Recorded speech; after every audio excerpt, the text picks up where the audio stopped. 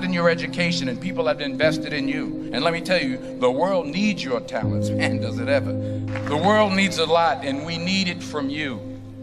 We really do. We need it from you young people. I mean, I'm not speaking for the rest of us up here, but I know I'm getting a little grayer.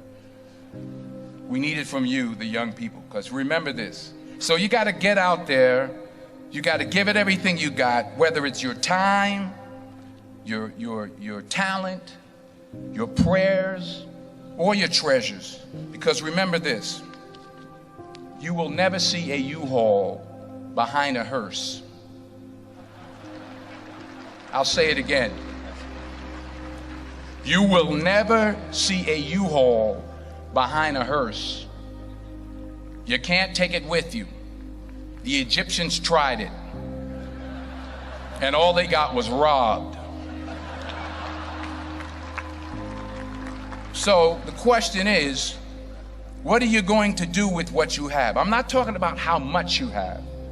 Some of you are business majors, some of you are theologians, nurses, sociologists. Some of you have money, some of you have patience, some of you have kindness, some of you have love, some of you have the gift of long suffering. Whatever it is, whatever your gift is, what are you going to do with what you have? Fail big. That's right. Fail big. Today's the beginning of the rest of your life, and it can be very frightening. It's a new world out there. It's a mean world out there, and you only live once. So do what you feel passionate about. Take chances professionally.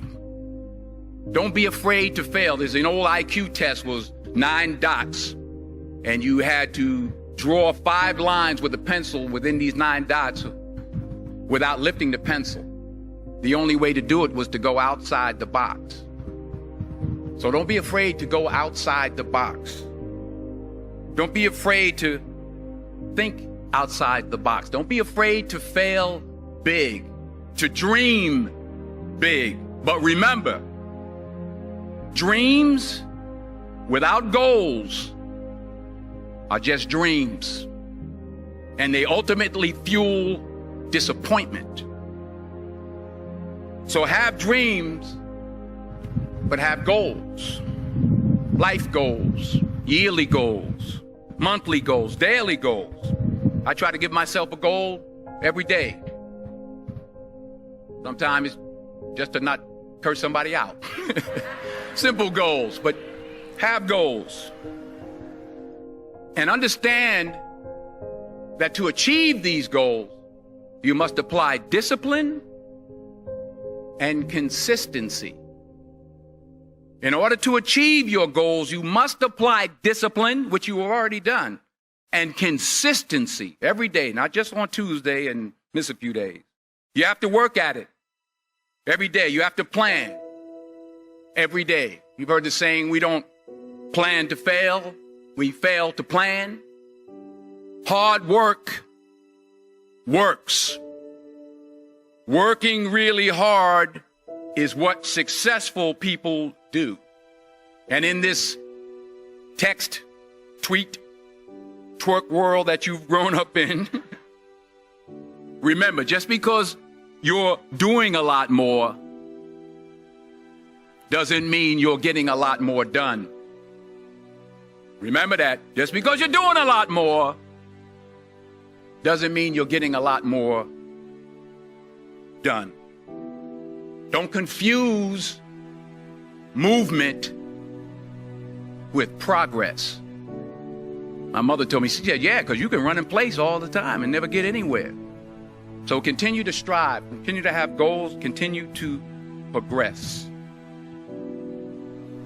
I found that nothing in life is worthwhile unless you take risks. Nothing.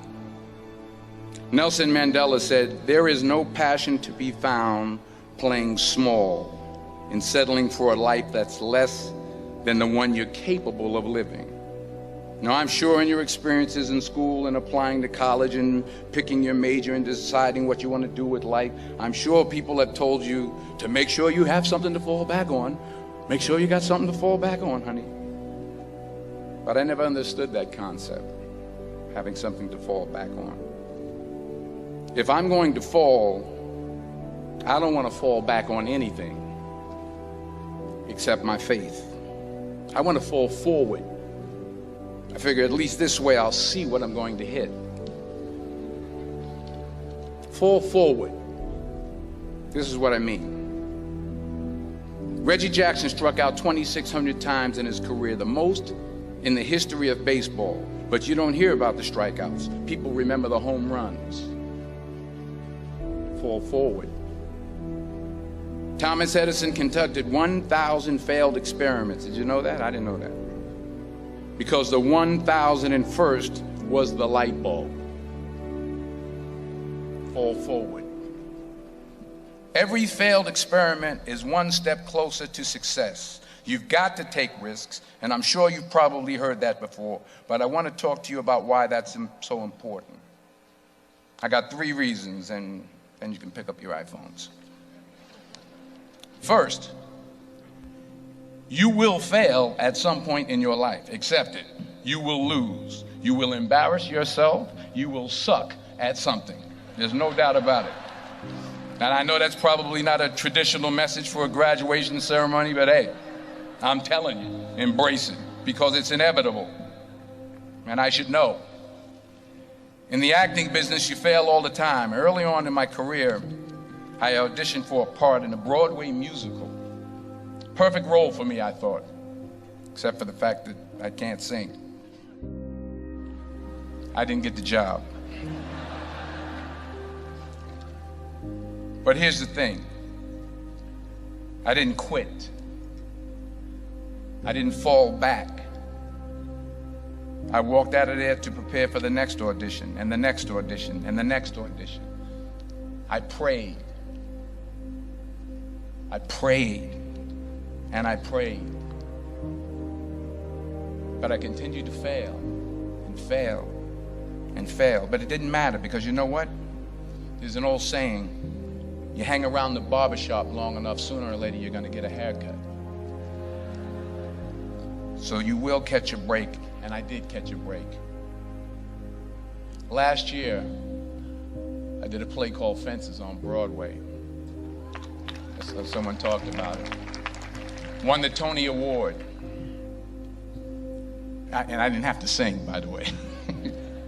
But here's the kicker. It was at the Court Theater. It was at the same theater that I failed that first audition 30 years prior. The point is, and I'll pick up the pace, the point is, every graduate here today has the training and the talent to succeed. But do you have the guts to fail? Here's my second point about failure. If you don't fail, you're not even trying. I'll say it again. If you don't fail, you're not even trying. My wife told me this great expression. To get something you never had, you have to do something you never did. Les Brown's a motivational speaker. He made an analogy about this. He says, imagine you're on your deathbed, and standing around your deathbed are the ghosts representing your unfulfilled potential. The ghost of the ideas you never acted on. The ghost of the talents you didn't use. And they're standing around your bed, angry, disappointed, and upset. They say, we came to you because you could have brought us to life, they say. And now we have to go to the grave together. So I ask you today, how many ghosts are going to be around your bed when your time comes? Because the chances you take, the people you meet, the people you love, the faith that you have, that's what's going to define you. Never be discouraged. Never hold back. Give everything you got. And when you fall throughout life, and remember this, fall forward. Say thank you for grace. Thank you for mercy. Thank you for understanding. Thank you for wisdom. Thank you for parents.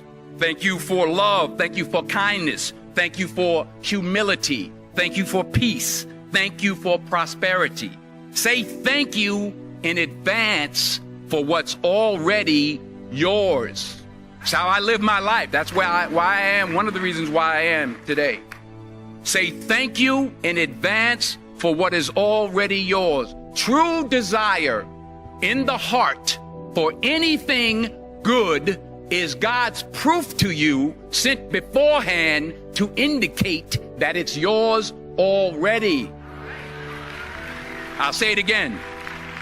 True desire in the heart, that itch that you have, whatever it is you want to do, that thing that you want to do to help others and to grow and to make money, that desire, that itch, that's God's proof to you, sent beforehand already to indicate that it's yours. And anything you want good, you can have. So claim it. Work hard to get it. When you get it, reach back. Pull someone else up. Each one, teach one. Don't just aspire to make a living. Aspire to make a difference.